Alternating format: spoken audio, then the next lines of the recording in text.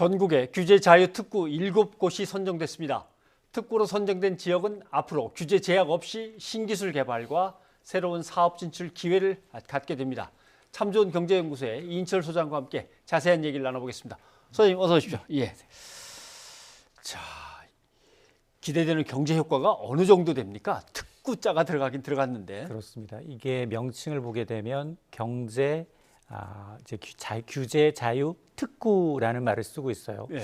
자유라는 말은 프리인데 규제 프리, 팻 프리, 슈가 프리. 그러면 무설탕, 예. 무지방 예. 마찬가지입니다. 규제가 없다는 거예요. 규제가 없다는 건데 우리가 이 일본 사태를 겪으면서 왜 우리가 그동안 내수를 크게 키우지 못했을까? 왜 국산화를 하지 못했을까? 그 이유 가운데 하나가 지방의 이 특별한 기술을 갖고 있는 게 좀 부족하다. 그러면 적어도 이 지방에서 신기술을 갖고 새로운 사업을 하는 기업에 대해서는 규제를 아무 적용하지 말고 키워보자라는 취지입니다. 이게 예. 규제 샌드박스의 마지막 완결판인데 예. 자, 그래서 정부는 사실 지난 4월에 이 제도를 시행을 하면서 중소벤처기업부 아래에다가 위원회를 뒀어요.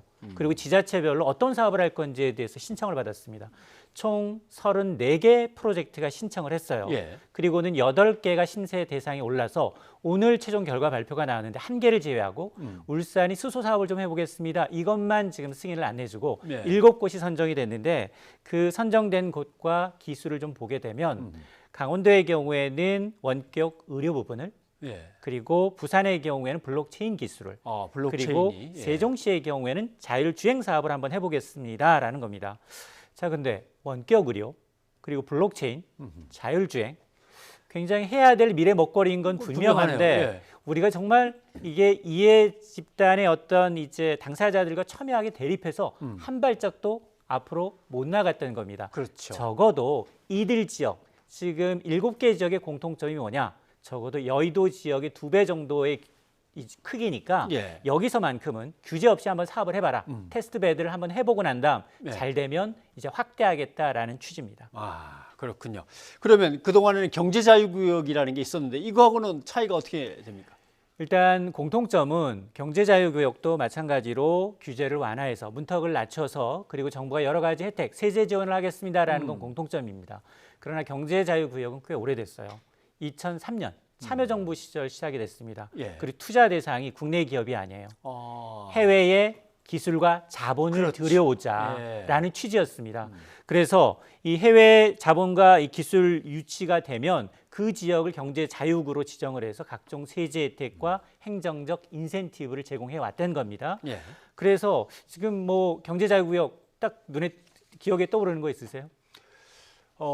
바이오자가 곳곳에 들어갔던 것부터 맞습니다. 기억이 나는군요. 총 8개 경제 자유구역이 신청이 됐어요. 2003년, 2008년, 2013년. 예. 그 지역을 보게 되면 송도 정도 기억이 남죠. 청라, 새만금 뭐 이런 지역들이 있는데 근데 그다지 해외 기업들이 자본과 기술을 들어와서 크게 부각되지를 못했습니다. 그러나 이 규제 자유 구역의 경우에는 순수한 우리 자본, 우리 기술로 적어도 이제 새로운 먹거리 사업을 바탕으로 해서 지자체뿐만 아니라 기업이 협업해라. 그러면 정부는 규제는 과감하게 완화해 주겠다라는 겁니다. 이런 세제 혜택에는 뭐 정부가 법인세를 감면해 준다든가 R&D 연구 개발을 뭐 지원해 준다든가 마케팅을 지원하는 것들이 포함이 됩니다. 그러니까 비슷한 제도지만 취지와 대상이 조금 다르다라는 겁니다. 이것도 좀 이렇게 비교를 해봐야 될 것 같습니다. 어떤 업종에 대해서는 규제를 확 풀어줄 테니까 마음껏 해봐라. 이렇게 하는 게 아니고 요 지역에서는 규제를 풀 테니까 그 업종이 들어와서 해봐라. 이거 뭐가 달라질까요? 일단 한 분야에 대해서 규제를 완전히 풀어버리면 경제적 효과는 굉장히 큽니다. 그런데 부작용도 클 수밖에 없는데요. 아하. 우리가 지금 얘기하고 있는 원격 의료 그리고 이제 자율주행과 블록체인의 경우에는 이게 사실은 기존의 이해 당사자들과 첨예하게 대립을 하고 있습니다. 그리고 어떤 규제는 아예 없는 것도 있어요. 예. 블록체인도 그렇고요. 자율주행도 그렇고요. 규제가 아예 없는 것도 있거든요.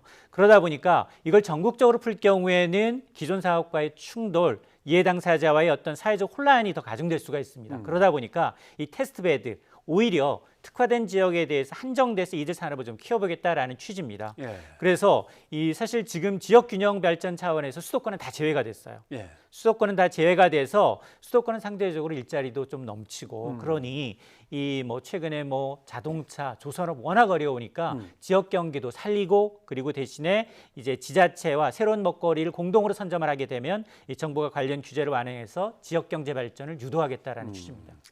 근데 정부로서는 규제 다 풀어줄게라고 말을 하지만 정말 핵심 규제를 풀어줄 거냐?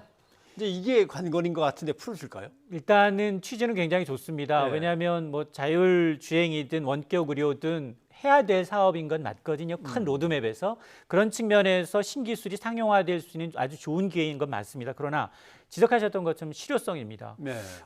지금 보면 차량 공유에 대해서도 지금 굉장히 사회적 논란이 크고요. 정부는 개입하고 있는 건지 잘 확인조차 잘 안 되고요. 예. 자, 그러다 보니까 정부가 규제 완화를 근거로 마련해줬지만 기존 업권과의 어떤 갈등 해소에 적극적으로 나설 수 있느냐 이 부분이 첫 번째 관건이고요.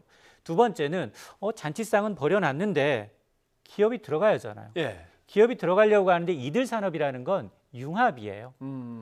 이 이들 산업이라는 건 기존 산업과의 융합이기 때문에 데이터가 필요합니다. 예. 자율주행도 보면 빅데이터 이가 필요한데 빅데이터가 과연 지방에서 가능할까? 이들이 원하는 기업들이 원하는 건 수도권이면서 사람이 몰리는 곳, 정보가 그렇겠죠. 되는 곳 예. 이런 곳이다 보니까 실질적으로 우리가 이제 광정 일자리 하면서 얼마나 많은 시행착오를 거쳤습니까? 직접 기업들이 정말 와서 참여할 것인가, 얼마나 많은 인센티브를 주면서 정말 무늬만 특허가 되지 않도록 정부가 구체적인 성과가 나오기 위해서 정말 세밀한 어떤 사업 초기부터 계획, 치밀한 계획이 필요한 부분입니다. 아무튼 여러 가지 이제 떠오르는 것들이 있습니다. 제대로 돈이 모아져서 돈이 투입이 될지 아니면은 난개발로 엉뚱하게 규제만 풀어가지고 이득만 챙기려고 하는 건 아닌가. 그건 뭐 앞으로 감시 감독을 해가면서 또 살펴봐야 되겠죠. 소장님 오늘 고맙습니다.